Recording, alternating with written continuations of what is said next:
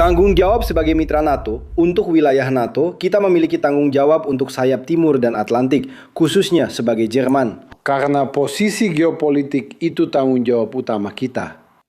Semua hal lainnya adalah masalah yang bisa ditambahkan, tergantung kasusnya atau tidak. Saya tegaskan, kita bukan pemicu perang ini. Saya sepakat kita semua setuju untuk mengakhiri rezim para mullah. Bagaimana hal itu terjadi masih diperdebatkan. Orang Amerika memilih jalan ini bersama Israel.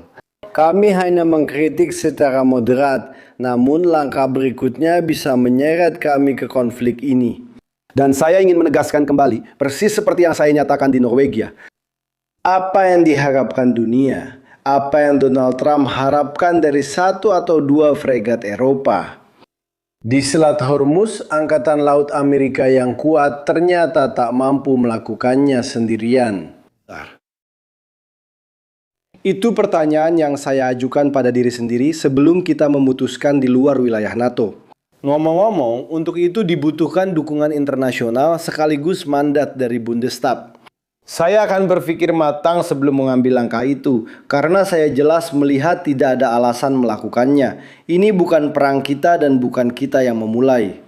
Kita ingin solusi diplomatik dan akhir cepat, tapi menambah kapal perang di wilayah itu kemungkinan tidak membantu.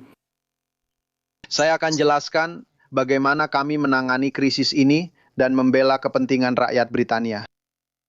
Kepentingan nasional selalu jadi prioritas utama. Karena itu, kami telah tegas dan konsisten dalam tujuan strategis kami yang sangat penting dan krusial dalam konflik ini tanpa keraguan sedikit pun. Pertama-tama, kami akan melindungi rakyat kami di wilayah tersebut.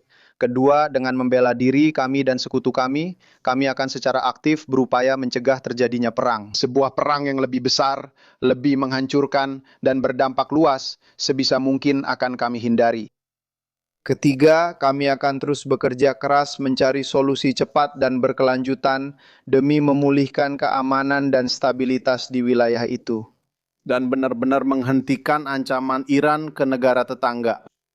Saya ingin perang ini segera berakhir, karena semakin lama situasinya makin berbahaya. Tanpa diragukan, biaya hidup di dalam negeri akan makin buruk. Ini sangat penting bagi kita semua. Dalam beberapa hari terakhir, saya mengunjungi pusat-pusat komunitas di Inggris dan Irlandia Utara. Saya tahu banyak orang khawatir tentang arti hal ini bagi mereka, baik jangka pendek maupun panjang. Saya tumbuh di kelas pekerja tahun 70-an dan sangat ingat perjuangan sehari-hari membayar tagihan. Itu adalah rasa cemas yang terus-menerus di perut, seperti ada yang menekan, dan itulah yang paling membuat saya khawatir saat menghadapi krisis ini. Anda yakin Prancis akan bantu buka kembali Selat Hormuz? Ya, tentu saja. Saya pikir dia akan membantu. Maksud saya beritahu Anda, saya berbicara dengannya kemarin. Saya tidak memaksa mereka membeli, karena saya merasa kita tidak butuh siapapun. Kita bangsa terkuat, dengan angkatan bersenjata terkuat di dunia, kita tidak membutuhkan mereka. Itu menarik. Kadang saya hampir melakukannya hanya untuk melihat reaksinya. Saya sudah bilang selama bertahun-tahun bahwa jika kita membutuhkan mereka, mereka tidak akan ada di sana. Tidak semuanya, tapi mereka tidak akan ada di sana. Saya terkejut dengan Inggris. 2 minggu lalu saya tanya, kenapa tidak kirim kapal? Tapi mereka benar-benar menolak. Saya bilang, kalian tidak mau melakukannya, kami selalu bersama kalian sebagai sekutu tertua dan sudah banyak biaya dikeluarkan. Kamu tahu, dengan NATO dan semua itu, untuk melindungi kalian, kami melindungi mereka dan bekerja sama dengan mereka. Di Ukraina, letaknya ribuan mil jauhnya di seberang lautan. Sebenarnya tidak perlu, tapi kami melakukannya. Tapi Biden yang melakukannya. Maksud saya harus jujur padamu, Biden telah dikelabui. Kami bekerja sama dengan mereka di Ukraina, meski sebenarnya tidak perlu. Lalu mereka bilang ke kita, kalau ada kapal mina di dekat situ dan mereka tidak mau melakukannya. Menurut saya itu mengerikan. Tidak, saya akan melakukannya. Saya terkejut. Saya bilang ke dia, kami minta 2 kapal induk mereka, tapi dia memang tidak mau. Tak lama setelah itu perang berakhir. Mereka benar-benar dihancurkan katanya. Saya ingin mengirim kapal induk, saya bilang. Saya tidak butuh kapal itu setelah perang dimenangkan. Saya butuh sebelum itu. Jadi saya sangat kecewa bukan kecewa, saya tidak puas dengan Inggris. Saya rasa mereka mungkin terlibat, tapi seharusnya lebih antusias. Kami telah melindungi negara-negara ini bertahun-tahun lewat NATO. Karena NATO adalah kita, sedangkan Iran adalah negara dengan teror dan kekuatan besar. Lihat apa yang terjadi dalam 2 minggu terakhir. Mereka seharusnya tidak menyerang semua negara lain di Timur Tengah itu. Rudal-rudal itu sudah siap untuk mengejar mereka. Jadi mereka menyerang Qatar, Arab Saudi, Uni Emirat Arab, Bahrain, Kuwait. Tak ada yang menduga itu terjadi.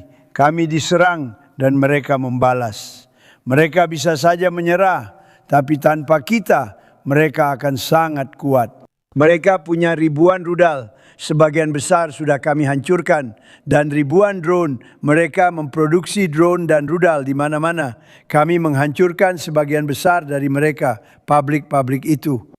Sekarang mereka cuma meluncurkan 2 atau 3 rudal. Sekarang mereka masih punya sekitar 8%, tapi sebagian besar sudah dieliminasi dan dinetralkan oleh kami dan Israel. Saat Presiden Trump berbuat baik, saya memuji, tak peduli jika dia mengirim pesan teks. Dan jika ada di sini yang berpikir, sekali lagi, bahwa Uni Eropa atau Eropa secara keseluruhan bisa mempertahankan diri tanpa Zewata, teruslah bermimpi. Kita tidak bisa sendiri, kita saling membutuhkan. Kenapa demikian? Saya katakan terlebih dahulu, karena Amerika Serikat juga membutuhkan NATO, dan Amerika Serikat bukan hanya bagian dari NATO. Untuk menghindari kesalahan pasca Perang Dunia I, yaitu tidak lagi terlibat dengan Eropa, sejarah panjang merangkul Amerika Serikat, seperti kata Churchill di pidato Kongres 1941. Mereka bergabung dengan NATO demi keamanan, karena Arktik membuktikan pentingnya menjaga wilayah itu, Euro-Atlantik, dan seluruh Eropa. Bangsa Viking punya kepentingan sama besar di NATO, seperti Kanada dan sekutu Eropa. Tapi, untuk Eropa, jika mereka ingin berjalan sendiri, dan siapapun yang memohon untuk itu, lupakan saja, mereka hanya akan mencapai 5% paling banyak 10%. Kalian perlu kembangkan nuklir sendiri. Biayanya miliaran euro, dan kalian akan kalah. Dalam skenario itu, kita kehilangan jaminan kebebasan, yaitu payung nuklir dari IWA. Jadi, semoga beruntung.